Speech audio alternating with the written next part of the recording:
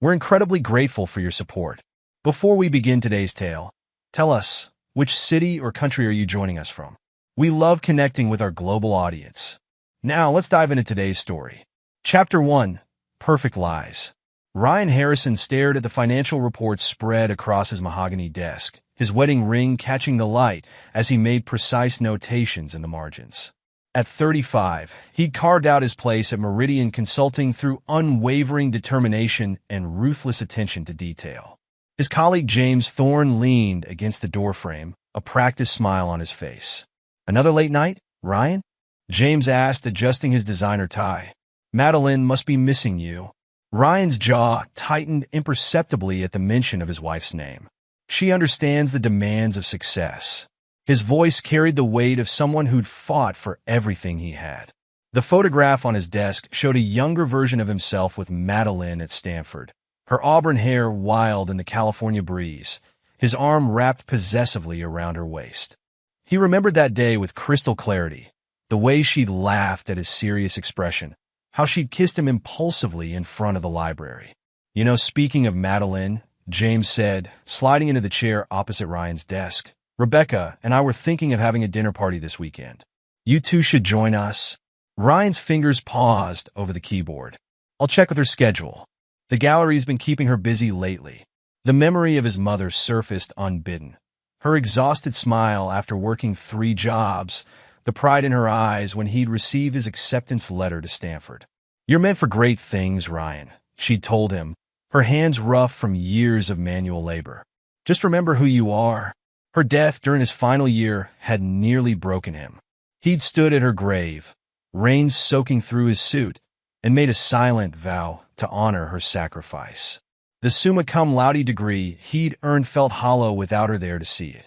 "Your mother would have loved the brownstone," Madeline had said when they'd first moved to Beacon Hill.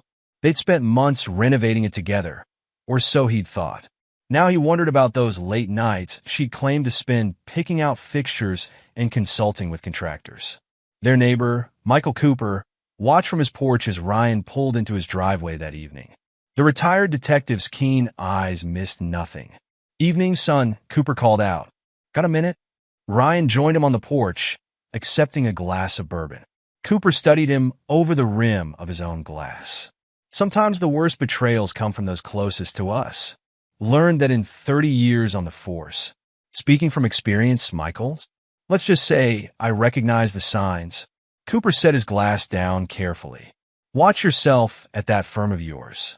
Some sharks smell blood before it's even drawn." Inside the brownstone, Madeline's voice drifted down from upstairs, her laughter carrying a note Ryan had never heard before. She appeared at the top of the stairs, phone pressed to her ear. "Oh, I have to go." "Ryan's home," she said quickly, ending the call. "You're late, darling.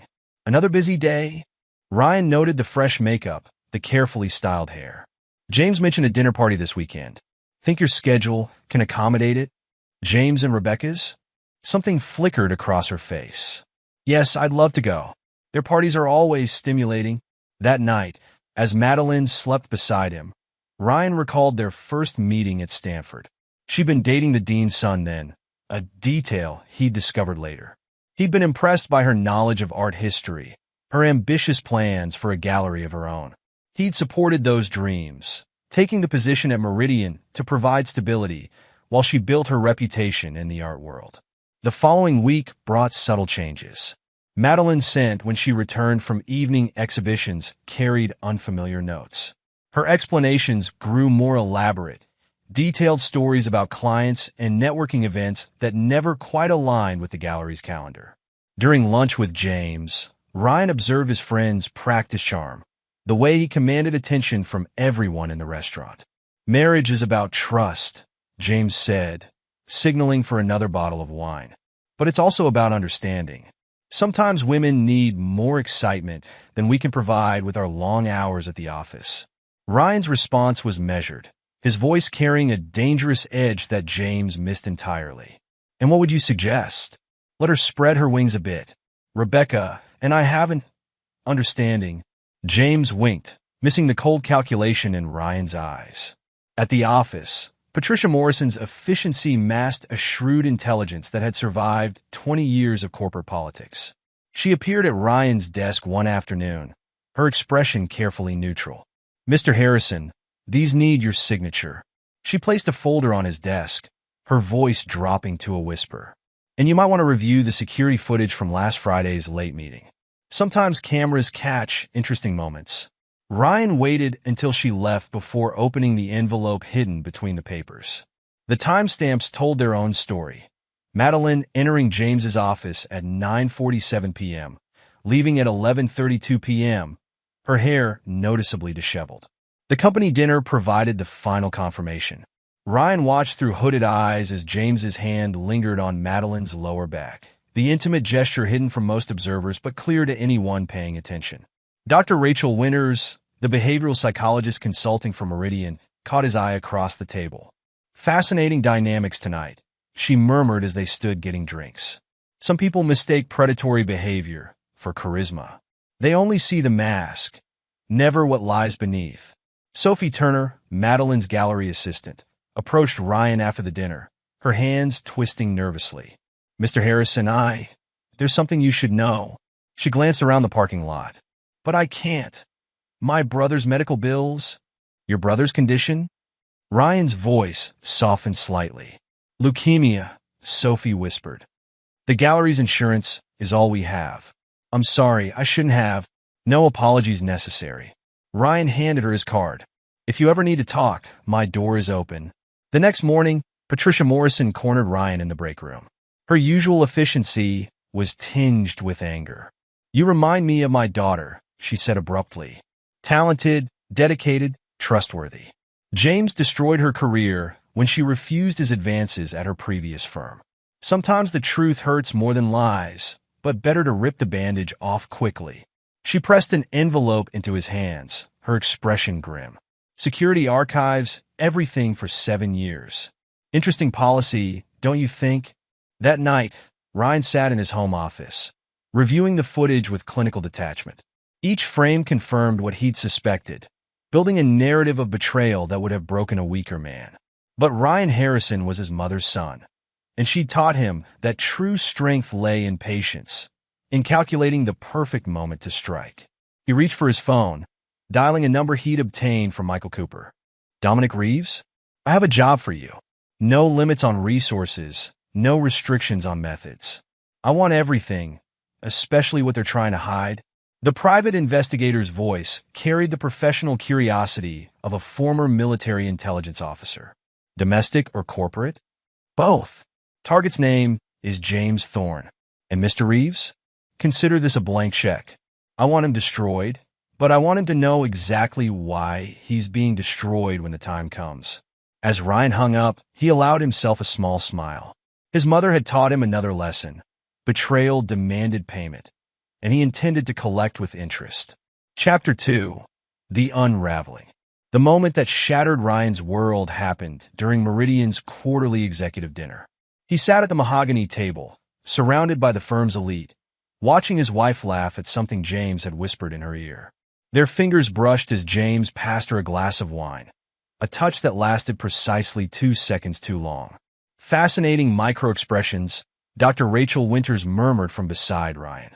The behavioral psychologist's dark eyes missed nothing. "Notice how he maintains eye contact with you while touching her? Classic dominance display." Ryan's response was interrupted by Sophie Turner's arrival at their table. Madeline's gallery assistant carried a portfolio, her hands trembling slightly. "Mrs. Harrison, I have the authentication papers you requested," Sophie said, her voice barely steady. She glanced at Ryan, then quickly away. "I thought we agreed those could wait until Monday," Madeline snapped, her smile never wavering. "You should go home, Sophie. Isn't it your brother's treatment day tomorrow?" Dr. Winter's pen moved across her notepad. "Interesting use of personal information as a control mechanism," she observed once Sophie had retreated. "Would you like to know what else I've documented?" Before Ryan could respond, Patricia Morrison appeared at his elbow. The office manager's steel-gray hair was pulled back severely, her expression professionally blank. "Mr. Harrison, a moment?" She led him to a quiet corner. "My daughter trusted the wrong person once. Cost her everything, Patricia pressed an envelope into his hands. Security cameras don't lie, unlike people, and they never sleep. Later that night, in his home office, Ryan reviewed the footage. The timestamps created a damning narrative. James and Madeline in his office after hours, entering storage rooms, lingering in parking garages. Each image burned itself into his memory. A knock at his door revealed Michael Cooper, the retired detective's expression grave. Saw your light on. Thought you might need this. He placed a glass of bourbon on Ryan's desk. And maybe this. A business card followed. Dominic Reeves, private investigator. Your old partner? Ryan studied the card. Best in the business. Military intelligence before joining the force. Man can find secrets buried in concrete. Cooper settled into a chair. Want to tell me what's going on? Ryan pushed the security footage across the desk. Cooper reviewed it silently, his expression darkening. Seen this pattern before. Predators like your friend James, they don't change. They just get better at hiding. I need everything, Michael. Every secret, every weakness, every skeleton he's tried to bury. Cooper's smile held no warmth. Dominic's good at excavation. But you should know, James has a gambling problem. Owes money to people who don't believe in bankruptcy courts. The investigation revealed patterns across 3 firms. James Thorne left a trail of broken marriages and ruined careers, always moving on before consequences caught up. But his pursuit of partnership at Meridian had made him sloppy. Dominic's reports painted a picture of mounting desperation. Your boy's in deep, the investigator reported during a late-night meeting. He's been borrowing from loan sharks to cover his tracks. Uses the affairs to distract from his financial manipulation. Evidence? Rock solid. Got recordings, bank statements, witnesses ready to talk. Man's built his whole life on quicksand. Dominic passed over a thick file. But here's the interesting part. His wife knows. Rebecca Thorne's involvement added layers to the conspiracy. The corporate lawyer had married James for convenience, using him as cover for her own investigations into white-collar crime. Mrs. Thorne has been gathering evidence for the SEC, Dominic explained.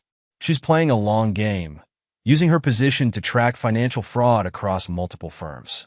Your friend James was just her ticket into the right social circles. The revelation sparked an idea. Ryan began cultivating a friendship with Rebecca, offering to help plan a surprise anniversary party for James. You're very thoughtful, Rebecca said during one of their planning sessions, her smile holding secrets of its own. Most people wouldn't bother, given the circumstances.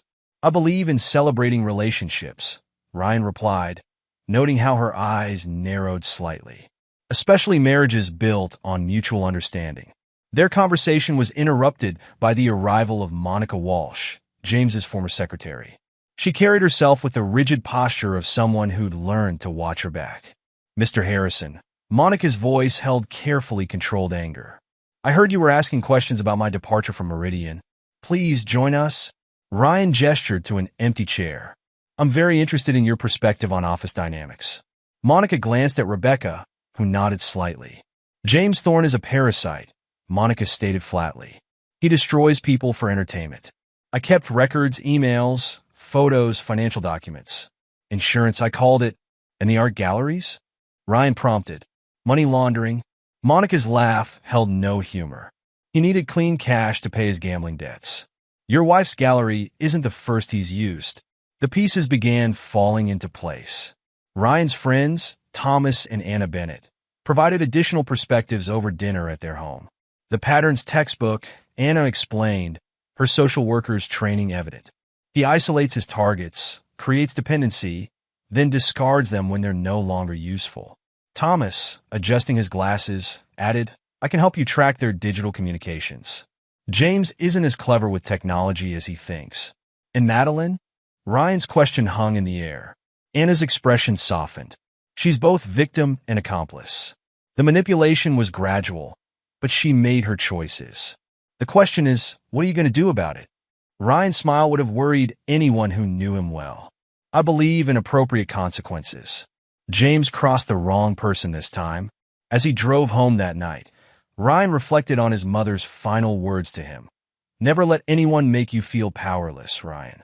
True strength isn't in forgiveness. It's in making sure those who hurt you never dare to try again. The betrayal of his marriage required payment, and Ryan Harrison intended to collect with compound interest. Chapter 3. The game begins.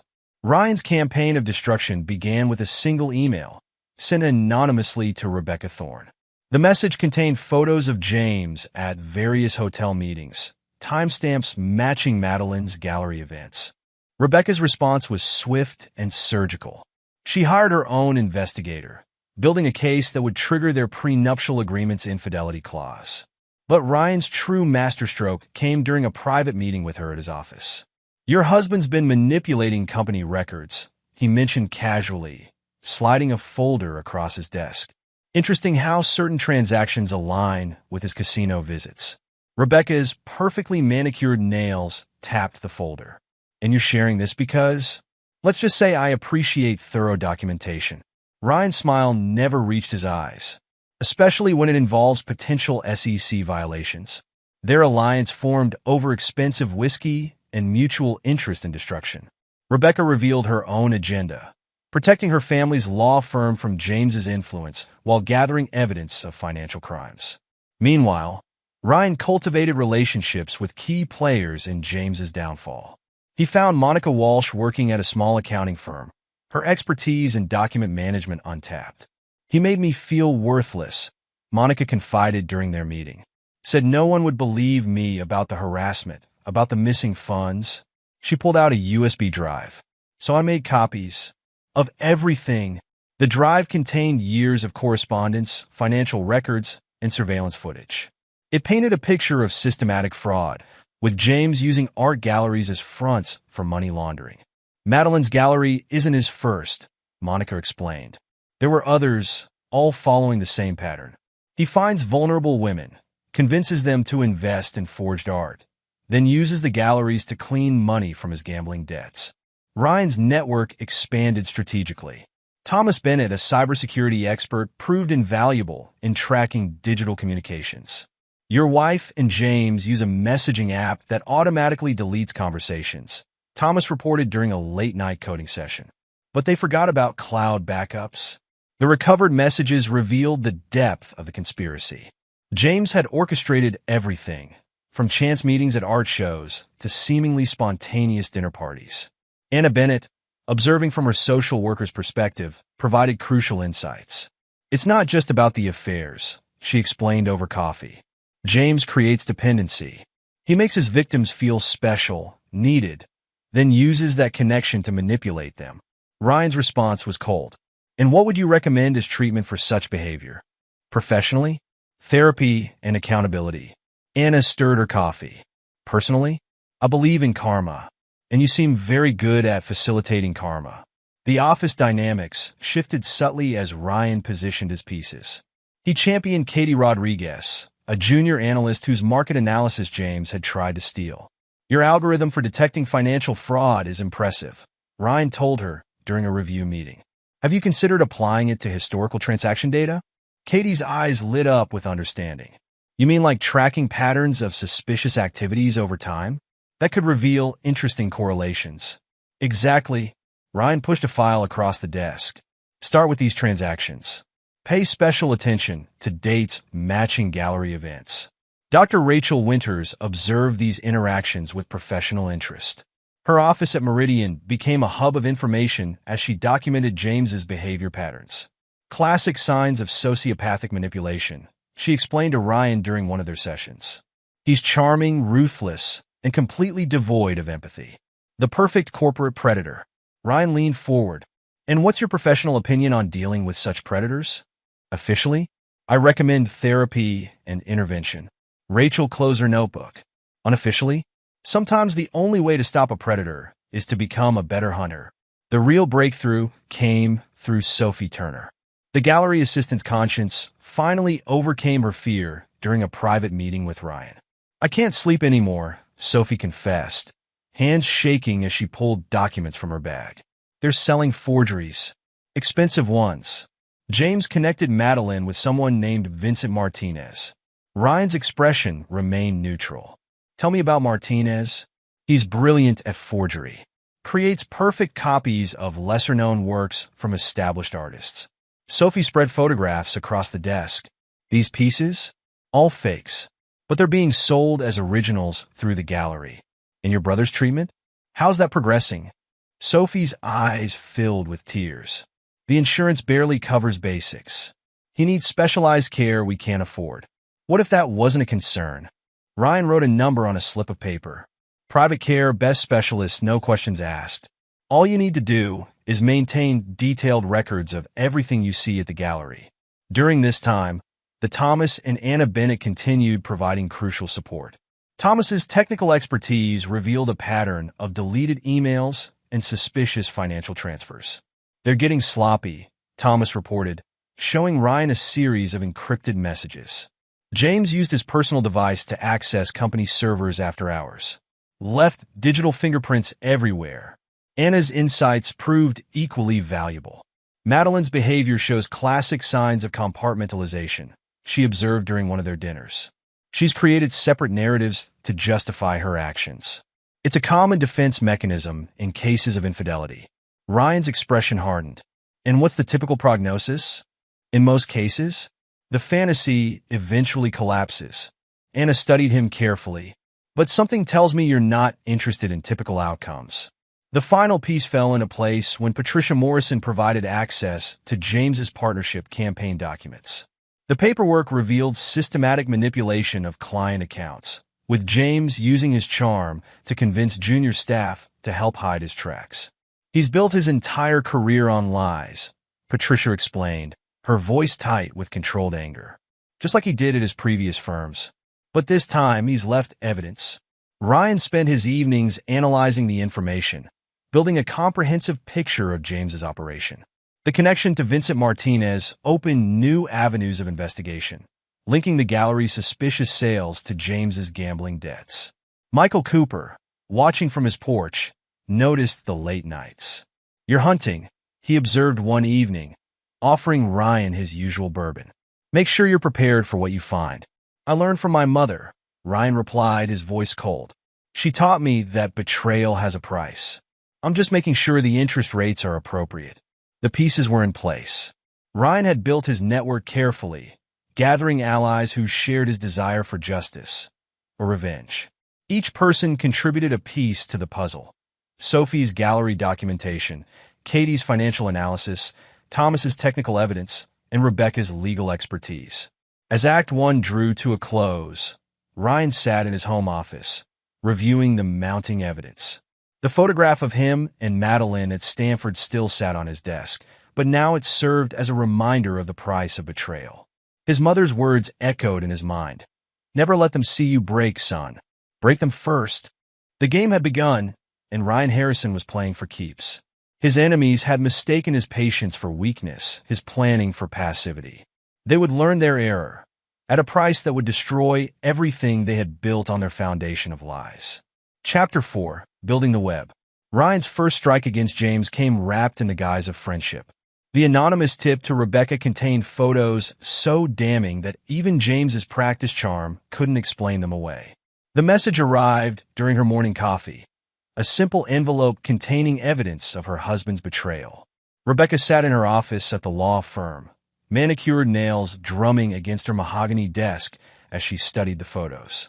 James and Madeline, caught in intimate moments they thought hidden from view. Her laugh held no warmth as she reached for her phone. "Harrison," she said when Ryan answered. "Let's discuss our mutual interests over lunch." They met at an upscale restaurant far from their usual haunts. Rebecca ordered a martini, watching Ryan with calculated interest. "Someone sent me interesting photos this morning," she said, sliding them across the table. "Your wife appears quite comfortable with my husband." Ryan examined the photos with clinical detachment, almost as comfortable as he seems manipulating company records to hide his gambling losses. Rebecca's eyebrows rose slightly. "Do tell." He pushed a folder toward her. "Your husband's been busy." These transactions align perfectly with his casino visits. "Notice the pattern?" "Oh, I've noticed patterns for years." Rebecca took a slow sip of her martini. "What's your angle, Ryan?" "Justice. Revenge. Take your pick." His voice carried the cold edge of absolute certainty. I want him destroyed professionally and personally. You want to protect your family's firm from his influence. I'd say our interests align perfectly. Their alliance formed over lunch, sealed with shared ambition and mutual hatred. Rebecca revealed her own investigation into James's activities, while Ryan outlined his discovery of the art forgery scheme. Meanwhile, at Meridian, Ryan began cultivating his network of allies. Katie Rodriguez sat in his office. Her market analysis spread across his desk. James tried to present my work as his own, she said, anger clear in her voice. Called it a team effort in front of the board. Ryan studied her algorithm for detecting financial fraud. This could trace patterns across years of transactions. Show me how it works. Katie's eyes lit up as she explained the technical details. Her passion for mathematics shone through as she demonstrated how the algorithm could identify suspicious patterns in seemingly normal transactions. I can modify it to focus on specific types of fraud, she offered. Like, say, someone hiding gambling losses through creative accounting. Ryan's smile held dangerous promise. Start with these dates. And Katie, document everything. The office dynamics shifted as Ryan's influence grew. Patricia Morrison proved invaluable, her decades of experience providing access to records that painted a damning picture of James's partnership campaign.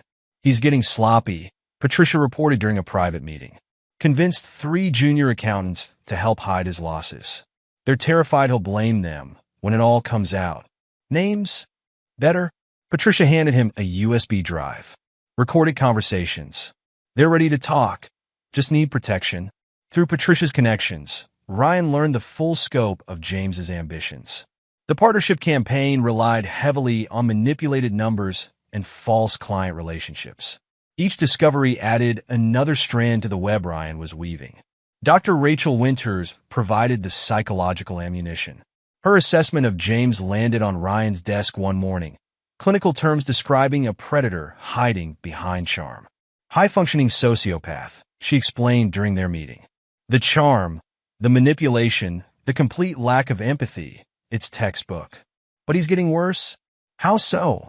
The gambling, the affairs, the increasingly risky behavior. He's spiraling. His mask is slipping. Rachel's professional demeanor cracked slightly. I've met others he's destroyed. They're willing to testify about his pattern of abuse.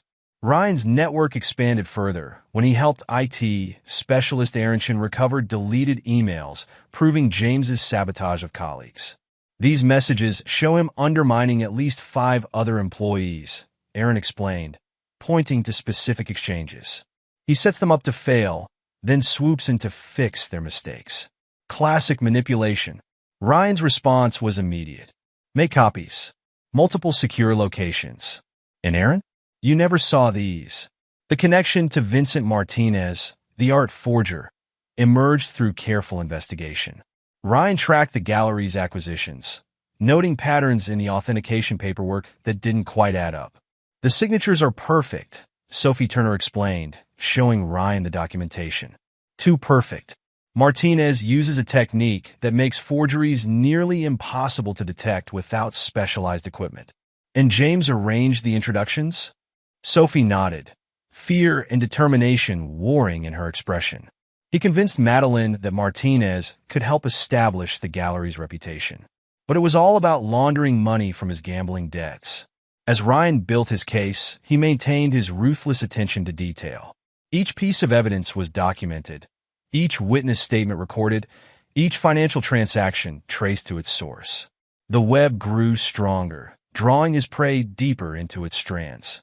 Dr. Winters watched his methodical destruction with professional interest.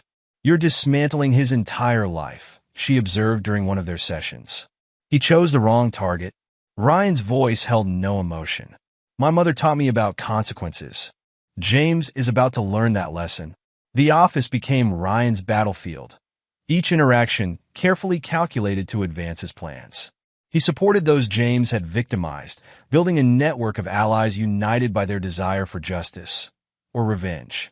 Thomas Bennett provided technical expertise, monitoring digital communications that revealed James's growing desperation. He's getting careless, Thomas reported, using personal devices for company business, accessing servers after hours. The digital trail is damning. Anna Bennett's insights as a social worker proved equally valuable. The survivors' network is growing, she told Ryan. Each person who comes forward strengthens the case against him. Ryan's revenge took shape with precise calculation, each move designed to tighten the noose around James's neck. The predator, who had thought himself untouchable, was about to learn the true meaning of ruthless determination.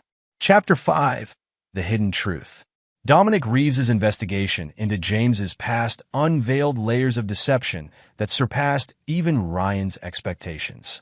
The private investigator sat in Ryan's office, spreading photographs and documents across the desk. Your boy James?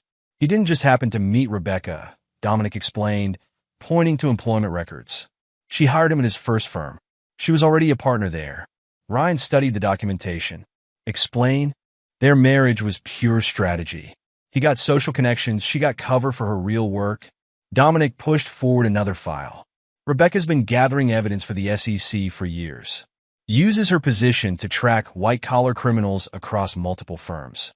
The revelation sparked new possibilities in Ryan's mind. And James never suspected a thing. Too busy playing his own games to notice his wife was several steps ahead. Dominic's laugh held genuine admiration. She's been documenting his financial crimes while he thought he was using her family connections. Meanwhile, Madeline's gallery faced mounting pressures. James had convinced her to invest heavily in Martinez's forgeries, draining her resources while building his facade of cultural sophistication. Sophie Turner finally broke her silence during a private meeting with Ryan. She placed a thick folder on his desk, hands trembling but voice steady. Complete records of forged pieces, she said. Dates, prices, authentication papers, everything. James used the gallery to clean money from his gambling debts. Your brother's treatment? Sophie's eyes filled with tears. The insurance barely covers basics. He needs specialized care. Ryan wrote a number on a check. Best oncologist in Boston. No questions asked. Just keep documenting everything. Sophie stared at the amount. Why? Because some debts require payment. Ryan's voice held no warmth. James and Madeline are about to learn the cost of betrayal. Thomas Bennett revealed another layer of James's predatory behavior during a secure meeting in his home office. His computer screens displayed multiple chat logs and email threads. He approached Anna 6 months ago, Thomas explained, highlighting specific messages. She recognized the manipulation tactics immediately, started counseling other women he'd targeted. Anna joined them, adding her professional perspective. It's a clear pattern of predatory behavior. He isolates victims, creates dependency, then discards them when they're no longer useful. And the other survivors? Forming a support network. Anna's expression hardened. They're ready to come forward. James destroyed their careers, their relationships, their self-worth. They want justice. Michael Cooper's connection to Judge Margaret Hayes opened new avenues for ensuring the evidence would stand up in court. The retired detective arranged a meeting at his home, away from prying eyes. Margaret handled similar cases, Cooper explained as the judge examined the documentation. She knows how these bastards operate. Judge Hayes studied the evidence with practiced efficiency. Art fraud, financial manipulation, systematic abuse of power. You've built a solid case. But you'll need more. What do you suggest? Digital records, witness statements, financial trails, everything must be admissible. The judge's expression showed professional appreciation. You're not just building a case. You're dismantling his entire life. The network of survivors grew as more victims came forward. Anna coordinated their statements, building a comprehensive picture of James's pattern of abuse. Each story reinforces the others, she explained during a strategy session. The isolation, the manipulation, the eventual discarding, it's identical across multiple firms. Ryan's response demonstrated his ruthless focus. Document everything. We're not just exposing him. We're ensuring he never recovers. Rebecca's own investigation added crucial elements.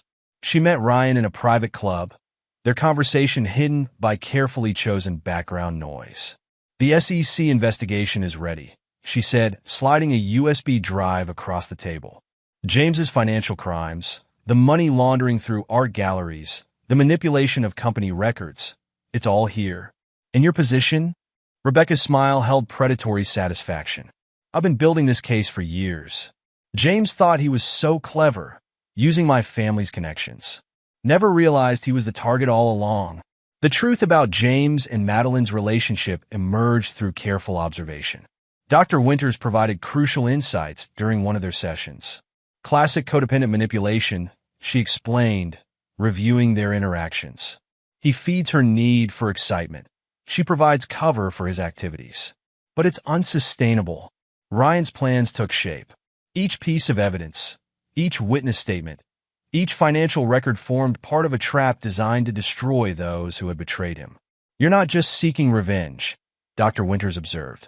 You're ensuring they understand exactly why their world is collapsing. Ryan's response revealed his mother's influence on his character. She taught me that betrayal demands payment. I'm simply collecting with appropriate interest. Chapter 6. The Confrontation. The culmination of Ryan's strategy approached with unstoppable momentum.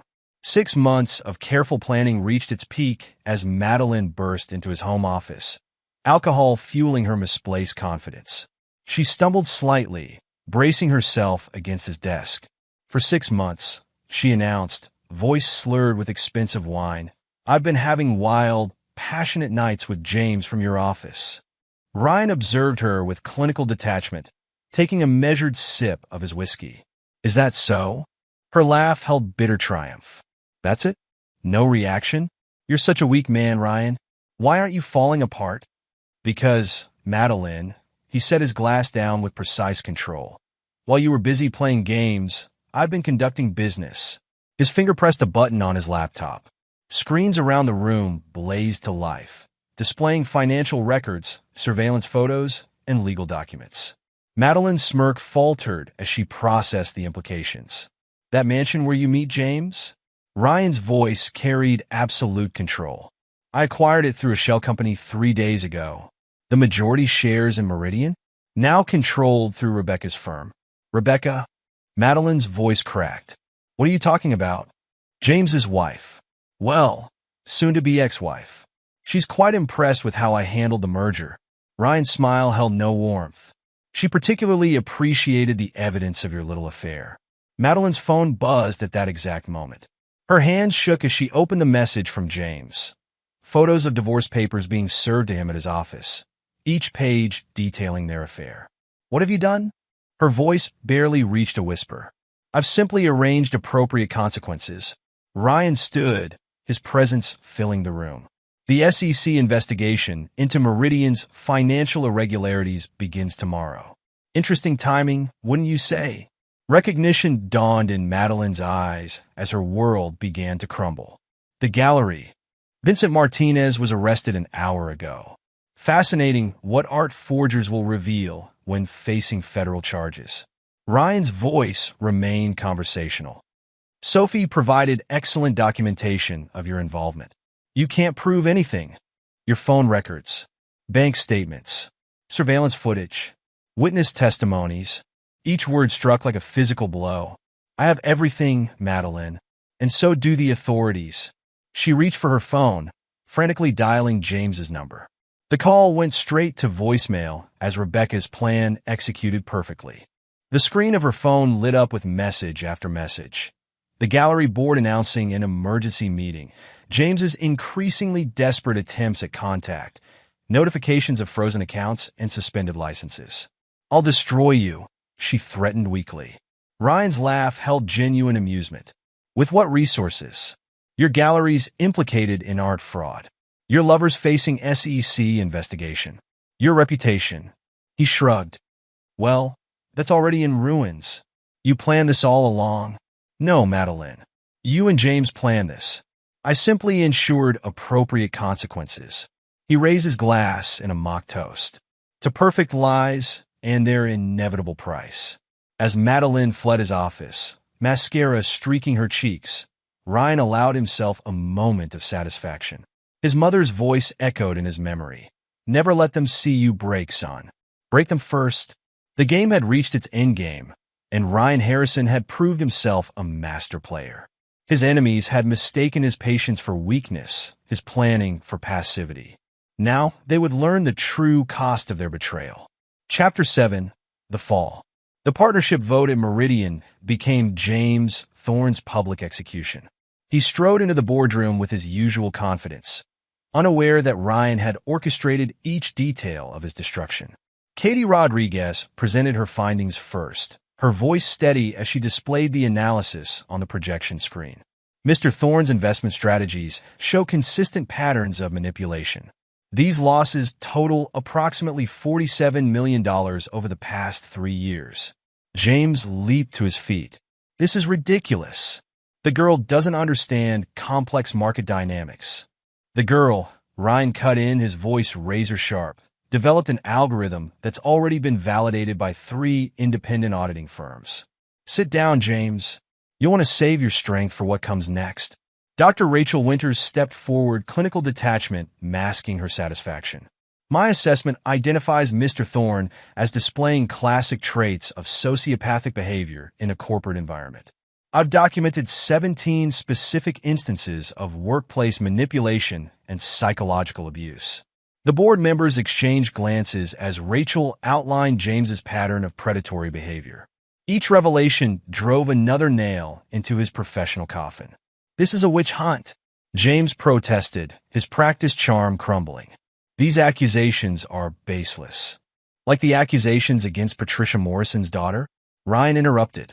Or perhaps you'd like to discuss the 3 junior accountants you coerced into hiding your gambling losses? The color drained from James's face as the 3 accountants entered the room. They testified about his manipulation, his threats, his promises of protection that turned to subtle intimidation. At the gallery, Madeline faced her own reckoning. The board convened an emergency meeting, with Sophie Turner presenting documented evidence of the forgery scheme. Each of these pieces, Sophie explained, pointing to specific artworks, was authenticated by Vincent Martinez. The documentation shows a clear pattern of fraudulent certification. Madeline attempted to deflect. I had no knowledge. Save it. Monica Walsh interrupted from her seat at the table. I have emails proving you knew exactly what you were doing. Vincent Martinez is already cooperating with authorities. The art world's rejection was swift and absolute. Galleries canceled shows, collectors demanded authenticity reviews, and critics who had praised Madeline's eye for emerging talents now questioned everything she'd ever curated. James made increasingly desperate attempts to salvage his position. He cornered board members in hallways, offered explanations that grew more convoluted with each telling. But Ryan had anticipated every move. Your creditors send their regards, Ryan mentioned casually as they passed in the corridor. Interesting how quickly gambling debts come due when someone tips off the collectors about impending professional collapse. James grabbed Ryan's arm. You did this. All of it. Ryan looked pointedly at James's hand until he released his grip. No, James. You did this. I merely ensured you faced appropriate consequences. His smile held Arctic coldness. By the way, Rebecca says the divorce papers are ready for your signature. Unless you'd prefer a more public hearing? The pressure mounted as Ryan's trap closed from all sides. Katie's algorithm revealed more financial irregularities with each passing day. Dr. Winters' network of survivors came forward with consistent stories of abuse and manipulation. The SEC investigation, triggered by Rebecca's evidence, uncovered layers of financial fraud that reached back years. Sophie's brother received an unexpected call from one of Boston's top oncologists. Your treatment has been fully funded, the doctor explained. Anonymous donor. They were quite insistent about providing the best possible care. This freed Sophie to testify without reservation about the gallery's illegal activities. Her detailed records proved invaluable in connecting James's money laundering to the art fraud scheme. Madeline's desperate attempts to maintain her social position failed as former friends turned their backs. The whispers at charity events turned to open snubs. Her calls went unanswered. Her invitations were declined. Her explanations fell on deaf ears. You should have considered the consequences, Ryan told her during their final conversation. My mother taught me that betrayal carries a price. Consider your current situation the first installment. The collapse of James's carefully constructed world accelerated as his creditors closed in. Ryan had anonymously provided them with detailed information about his locations and routines. Amazing how quickly sharks smell blood in the water, Michael Cooper observed as they watched James hurry to his car, looking over his shoulder. Almost like someone gave them a map, Ryan's smile held no warmth. Everyone should have the opportunity to collect what they're owed. Chapter 8. Sweet Revenge. Rebecca's offer of partnership came during a private dinner at her penthouse. The city spread out below them as she outlined her proposal. The new financial advisory division needs someone with your particular skills, she said, sliding a contract across the table. Someone who understands both numbers and human nature. Ryan studied the terms. The equity stakes in key investments would multiply his net worth several times over. And the SEC investigation? Your evidence proved invaluable. We're building cases against several other firms using similar patterns of fraud. Rebecca's smile matched his in ruthlessness. James was just the beginning. Madeline's descent into professional irrelevance reached its nadir when she appeared at Ryan's office, desperation overcoming pride. Please, she begged, mascara streaking her cheeks. I can't get work anywhere in the art world. Nobody will even take my calls. Ryan let her stand there, remembering her triumphant confession months earlier. Actually, I have a solution. He pressed his intercom. Send in Ms. Walsh. Monica Walsh entered, her former position as James's secretary replaced by confident authority. The gallery's new ownership structure is complete, she announced, ignoring Madeline's presence. Rebecca's firm provided excellent backing. Madeline was just looking for employment opportunities, Ryan mentioned casually. Perhaps you have an opening? Monica's smile held years of repressed satisfaction. We do need someone to handle basic administrative tasks. Filing, coffee runs, that sort of thing. Of course, given the circumstances. She'd be on probation indefinitely. The Bennett's dinner party showcased the new power dynamics in Boston's financial circles. Ryan arrived with Katie Rodriguez, their professional relationship evolving naturally from mentor and protege to something deeper. The support network launches next month, Anna announced to the gathered guests. We've already had dozens of people come forward, sharing similar stories of workplace manipulation. Thomas raised his glass. To new beginnings and appropriate endings. Dr. Rachel Winters joined them, adding professional weight to the organization. The psychological impact of financial and emotional abuse often goes unrecognized. This network will change that. Rebecca's firm provided funding and legal support, ensuring that future victims would have resources Ryan's allies had lacked.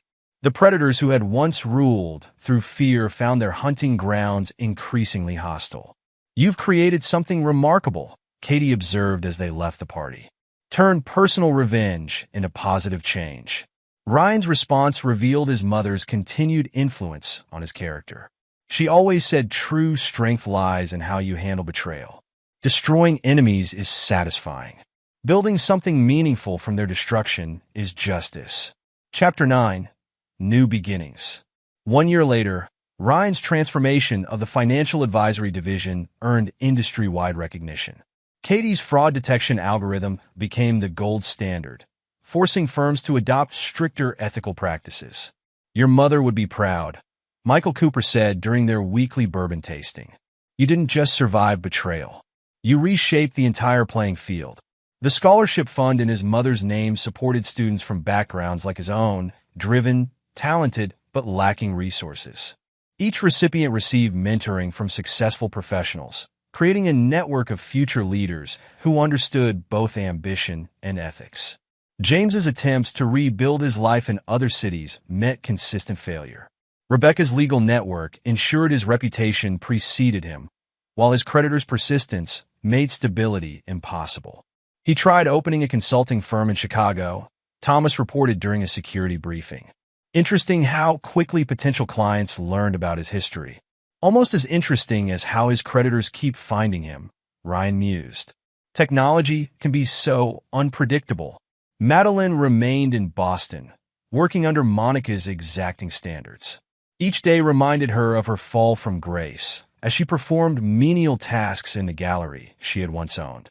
File these by date, Monica ordered, dropping a stack of papers on Madeline's desk. And, we need coffee for the board meeting. Try not to spill it this time.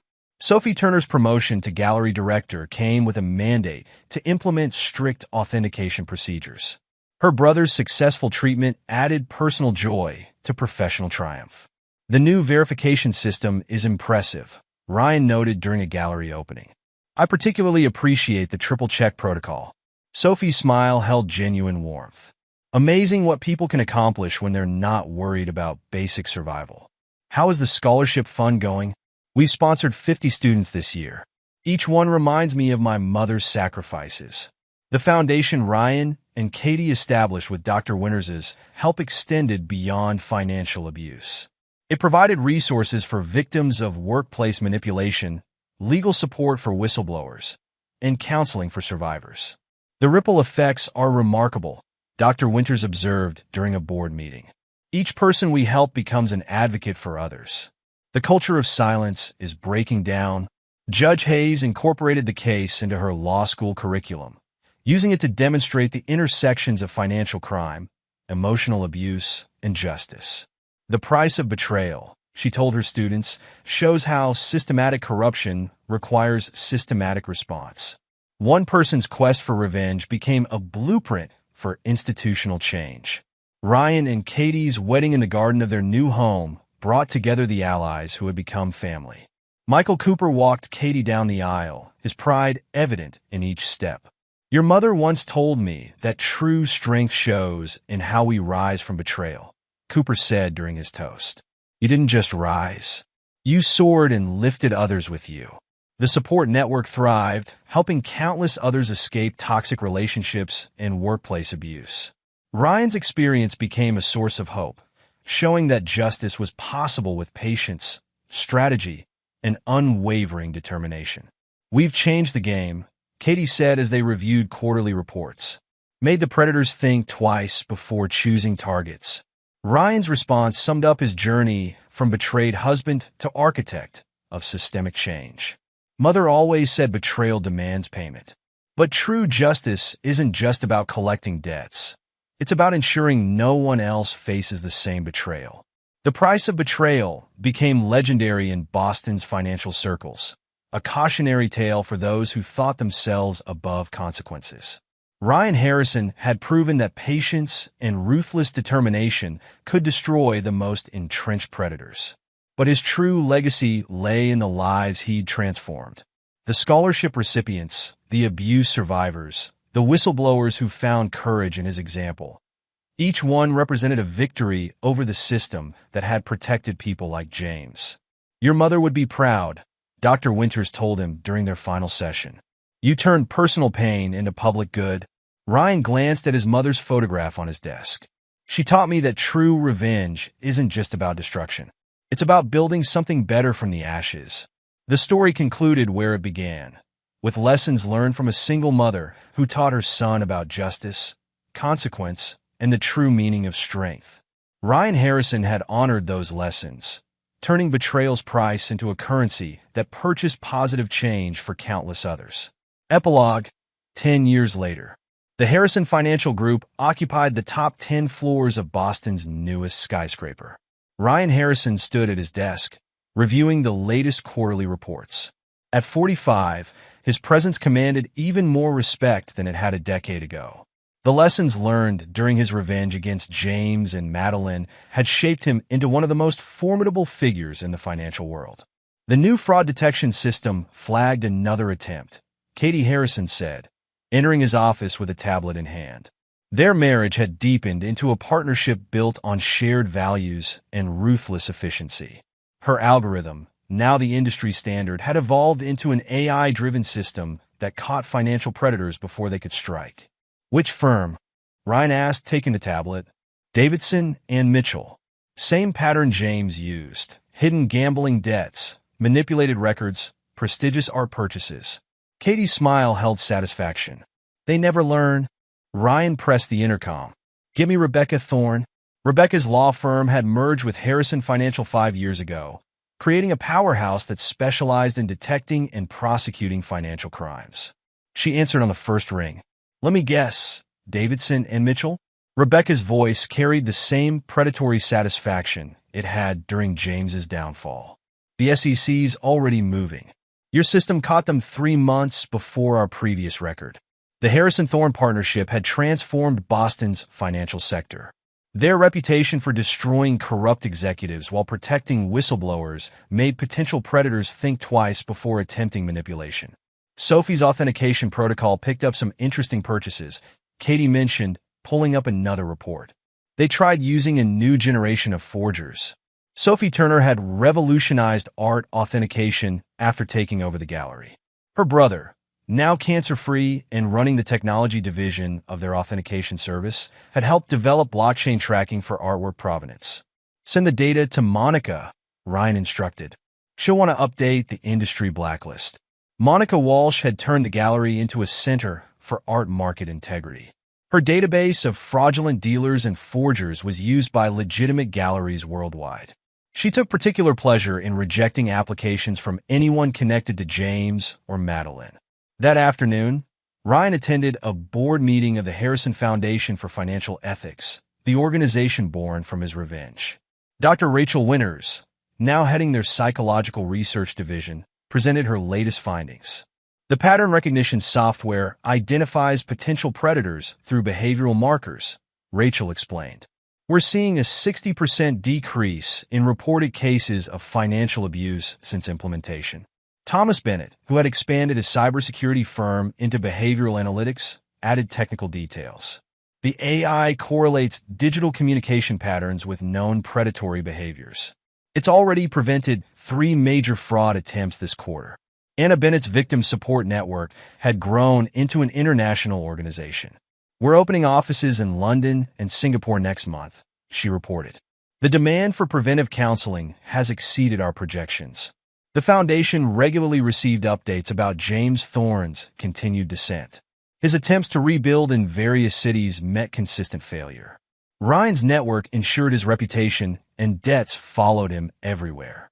He tried consulting work in Dubai last month, Thomas mentioned after the meeting. Interesting how quickly his potential clients received detailed documentation of his history. Very interesting, Ryan agreed, his smile cold. A decade hadn't softened his approach to enemies. Patricia Morrison's daughter now ran their HR analytics division, implementing systems to identify and prevent workplace harassment. Patricia herself had retired but served as an advisor, her experience proving invaluable in spotting potential threats. Judge Hayes used their cases in her advanced law seminars at Harvard. The Harrison Protocol, as it became known, was studied as a model for systematic response to corporate corruption. Michael Cooper, though retired, remained a close family advisor. His experience still proved valuable in handling delicate situations that required off-the-record solutions. Your mother would be proud, Cooper told Ryan during their weekly bourbon tasting. You've built something that protects others from what you experienced. The scholarship fund in his mother's name had expanded into a full educational foundation. It supported hundreds of students annually, focusing on those from backgrounds similar to Ryan's, driven individuals who understood the value of loyalty and consequences. We're expanding the mentorship program, Katie informed him as they reviewed applications. This year's candidates show particular promise.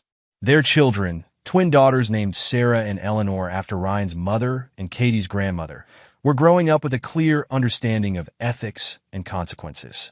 At 8 years old, they already showed signs of their parents' intelligence and determination. Daddy, Sarah asked one evening, is it true you caught bad people who stole money? Ryan considered his response carefully. I taught them about consequences. Sometimes people need to learn hard lessons about betrayal. The girls attended the same private school where Madeline now worked as an administrative assistant. Her fall from grace had become a permanent object lesson. She handled basic paperwork, watched daily as the children of Boston's elite passed through halls she once walked as a respected gallery owner. Ryan had arranged her position through the school's board, ensuring she would constantly witness the life she'd lost. Her attempts to rebuild her art world connections met polite but firm rejection. Monica's influence ensured no serious gallery would risk association with her. The Harrison household ran with precise efficiency, managed by a staff selected for both competence and loyalty. Ryan and Katie maintained their ruthless approach to business while creating a stable environment for their daughters. The family's annual charity gala had become Boston's most prestigious social event. This year's theme focused on preventing financial exploitation of vulnerable populations. The guest list was carefully curated, with subtle reminders of past consequences for those who needed them. Davidson and Mitchell's CEO requested an invitation, Katie mentioned as they reviewed the list. Rather bold, considering what we found in their records. Ryan's smile held no warmth. Send him a detailed explanation of why his presence would be inappropriate. Include selected documents from our investigation.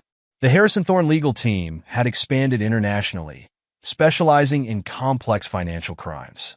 Their reputation for thoroughness made them both respected and feared in corporate circles. Singapore office reports another attempt to hide trading losses through art purchases. Rebecca reported during their weekly strategy meeting. They're not even trying to be creative anymore. The Foundation's support network continued growing.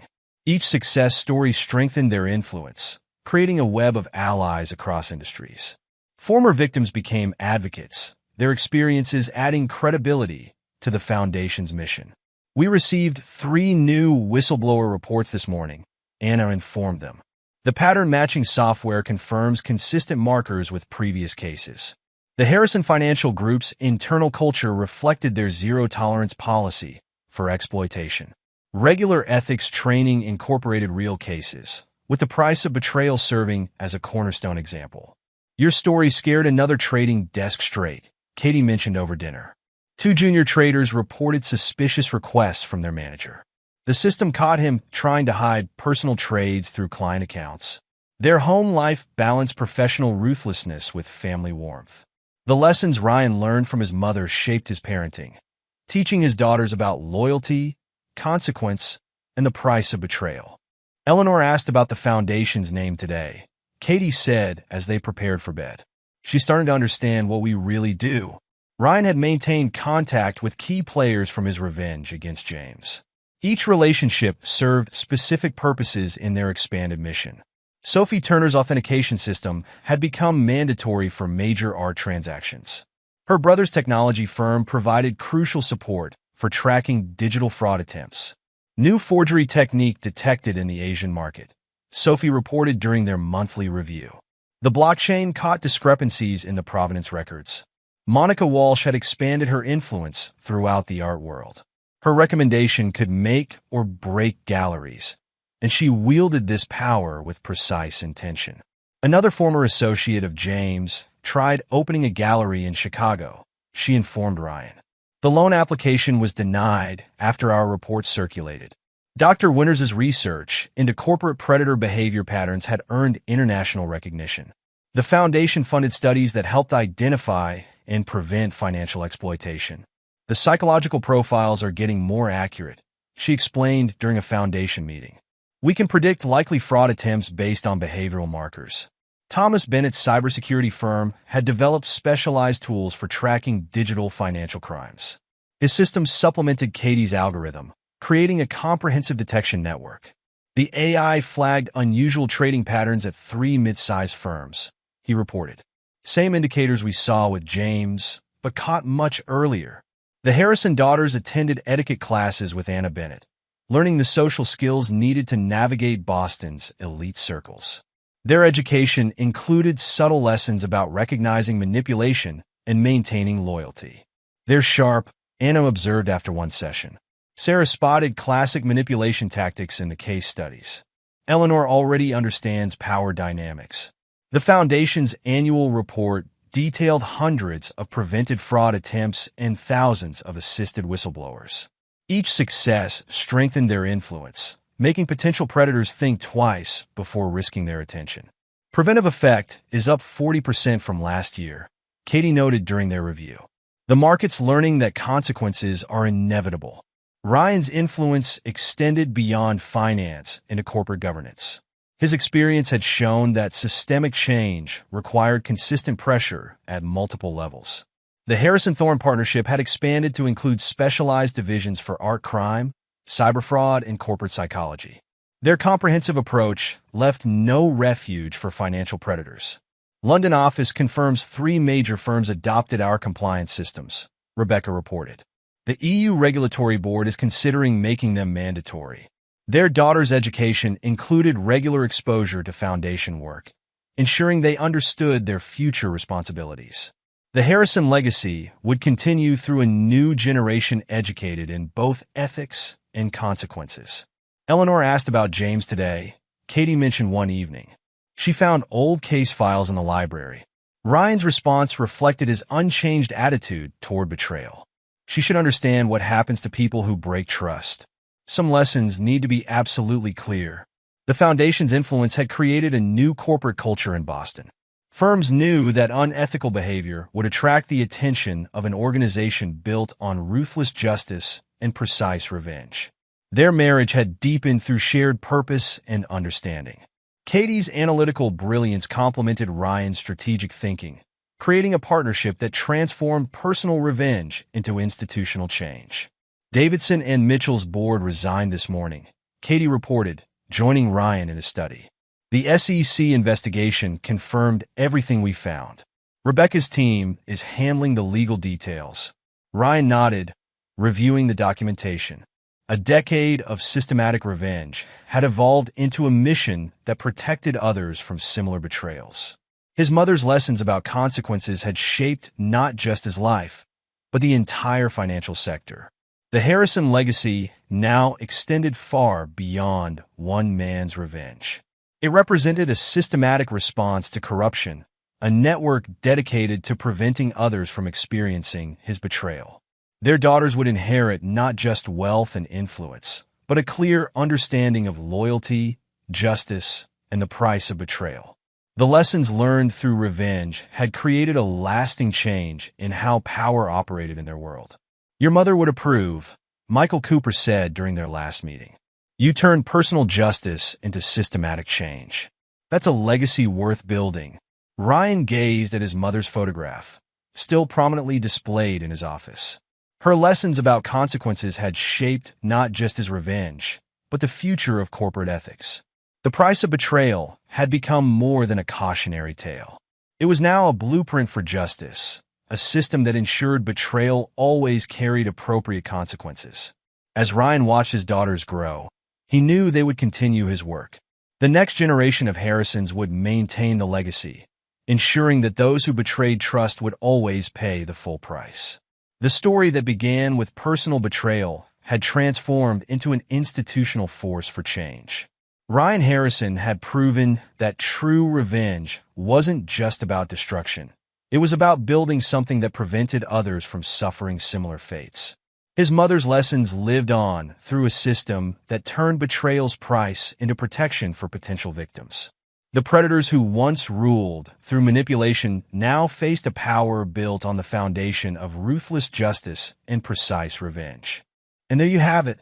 Another story comes to an end. What did you think? I'd love to hear your thoughts in the comments below. If you enjoy this story, consider joining our community by subscribing. It means the world to us. For more stories like this one, check out the recommended videos on screen. And I'll see you there.